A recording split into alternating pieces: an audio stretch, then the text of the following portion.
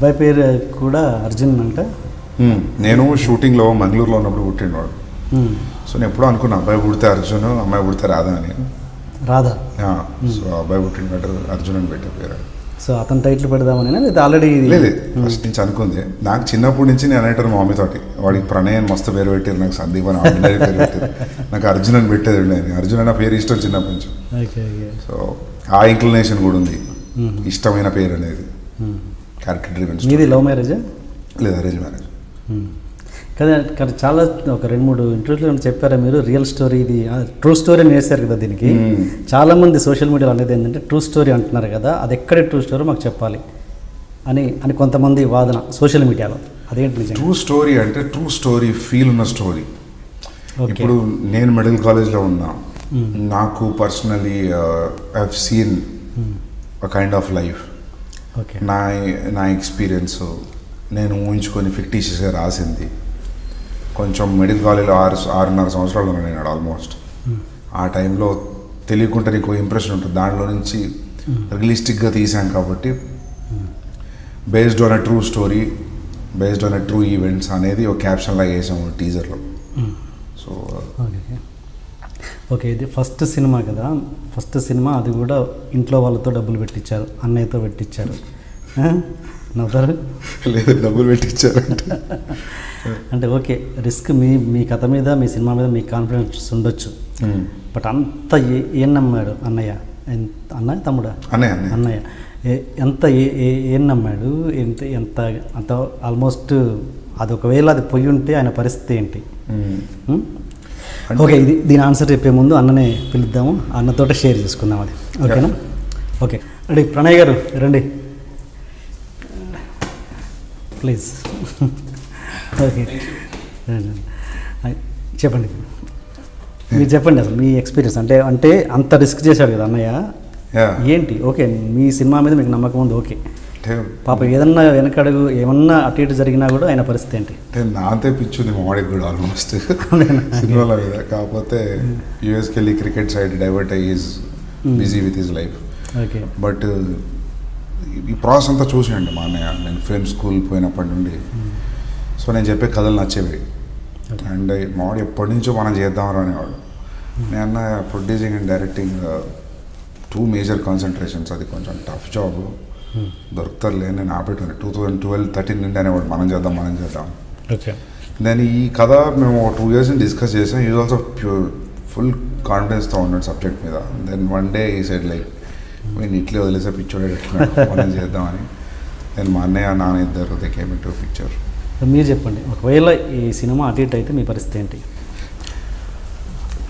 Yeah, I mean, we would have back into 2010, but that's fine. I mean, ఆ risk తీసుకున్నాం మేము, మేము calculated risk. అంటే first అనుకున్నాం 50-70 పోయినా పర్లేదు, వీడికి డైరెక్షన్ వచ్చింది జనాలు నమ్మితే చాలు, మామూలు పేరు వస్తుంది చాలు అనుకున్నాం. ఫస్ట్ థింగ్ బేసికలీ ఈ ప్రాసెస్, ఈ జర్నీ చూసినాం 7 years నుంచి హౌ యూ వాజ్ స్ట్రగ్లింగ్. వీడు స్టోరీస్ చిన్నప్పటి నుంచి చెప్పేటోడు. మేము ఇద్దరం we had that ability. But దాన్ని స్క్రీన్ మీకు ఎట్లా తీసుకుపోగలుగుతారు అనేది వీని థీసిస్ వర్క్తో ప్రూవ్ అయిపోయింది. ఆస్ట్రేలియాలో వీడియోస్ ఫిలిం చేసిండు. That prove that he can do what ever he wanted to do. కాకపోతే ఈ కైండ్ ఆఫ్ స్టోరీ మన దగ్గర చెప్తుంటే ఎవరు పెద్ద రియాక్ట్ కాకపోవడం, నువ్వు బాలీవుడ్ వెళ్ళిపోవనవడం, ఇట్లా కొద్దిగా జరిగేసరికి కొద్దిగా డిసప్పాయింట్ అవుతుండే మధ్యలో. So then we thought okay మనమే ప్రొడ్యూస్ చేసుకుందాం, ఇక మనమే నమ్మకపోతే ఇంకా బయట వాళ్ళు ఏం నమ్ముతారు, లెట్ స్టార్ట్ అని చెప్పి. మీరేం చేస్తుంటారండి? నేను సాఫ్ట్వేర్ ఎంప్లాయీ యూఎస్లో. యా. అంటే ఈ ఎన్ని సంవత్సరాలు, ఎన్ని నెలల జర్నీ ఇది ఈ సినిమా మీకు? ఇది 4 years ఆల్మోస్ట్. 4 years ఈ స్టోరీ మీద. ఓవరాల్ ఈ సినిమా మొదలైంది 2000. ఓన్లీ ఈ ప్రాజెక్ట్ మీద మీరు స్పెండ్ చేసింది ఎంత time? We spend like 2.5 years. 2.5 years first day నుంచి ఇప్పటివరకు ఈ సక్సెస్ వరకు చూసిన తర్వాత మీరు తెలుసుకుంది ఏంటి? ఎక్కడ రీల్ అంటే దినమ్మ కొడితే ఏదైనా చేస్తే మన మనసు పెట్టి చేస్తే కొడతాం రా అన్నది వచ్చిందా, లేకపోతే ఎక్కడైనా డిసప్పాయింట్ అయ్యారా, మధ్యలో ఎక్కడ డిప్రెషన్కి గురయ్యారా? డిసప్పాయింట్ అంటే డే టు డే కొద్దిగా మా ఇంతకుముందు డిస్కస్ చేసింది కదా, ఆ ఇష్యూస్ కొన్ని, మ్యూజిక్ డైరెక్టర్ అవి కొన్ని ఉండే ప్రాబ్లమ్స్. బట్ ఓవరాల్గా we are happy. But the result ఇంత ఓవర్వెల్మింగ్ ఉంటుందని అనుకోలేదు. మా వానికి కొద్దిగా పేరు వస్తుంది, ఇంకొక ఛాన్స్ ఇస్తారు ఎవరో ఒకరు, వీడిని హీ కెన్ డైరెక్ట్ అనేది ఒకటి నమ్ముతారు. మా వాని పేరు బయటకు వస్తే చాలా అనుకుంది. That's it. We didn't expect anything out of it. అంతే, జస్ట్ మా వాన్ని ఒక ప్లాట్ఫామ్ క్రియేట్ చేయడం కోసమే దిగినంత తప్పించి ఇప్పుడైనా మీ ప్రొడక్షన్ కంటిన్యూ చేద్దాం అనుకుంటున్నారా సందీప్ కాకుండా ఇంకా అదర్ డైరెక్టర్స్ ఏమైనా? Other directors I'm not sure, but మా ఆవిడ ఇంట్రెస్ట్ ఉంటే ప్రాబ్లీ విల్ కంటిన్యూ ఇట్. తనతో మాత్రమే.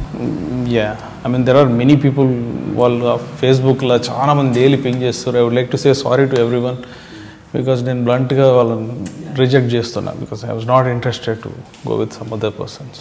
సో అది మీరు ఈ జర్నీలో మీరు నేర్చుకున్నది ఏంటి అని అడుగుతున్నాను. ఏం నేర్చుకున్నారు? అంటే కొత్త కదా, మీరు సినిమా ఇండస్ట్రీ కొత్త కదా. అంటే చాలామంది అంటుంటారు అందరికీ సెట్ కాదురా సినిమా ఇండస్ట్రీ. యా, ఒక ఎమోషన్ నమ్ముకొని తీసిండు స్టోరీ. ఐ థింక్ అది క్లిక్ అయిందని అనిపిస్తుంది. Because I saw this movie, మేము ఒక రిలీజ్ ముందు నేను ఒక 5-6 సార్లు చూసిన. రఫ్ వర్జన్ బేసికలీ, మొత్తం టోటల్ వర్జన్ కాదు. నేను 2-3 సార్లు చూసినప్పుడు కూడా నాకు ఎప్పుడు బోర్ కొట్టకపోయేది, బికాస్ నేను వెరీ క్రిటికల్గా చూసేటోని, ఎందుకంటే ఈచ్ అండ్ ఎవ్రీ డీటెయిల్ చూసేటోని.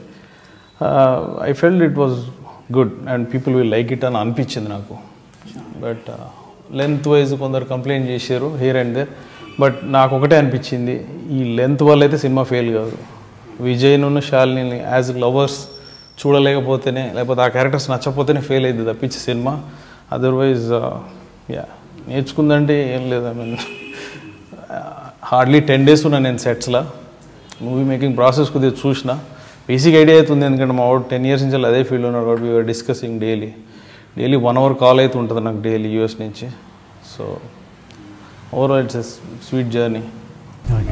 ఇంకేమైనా చెప్పాలనుకున్నారా? Nothing much. I mean okay sir, thanks for coming.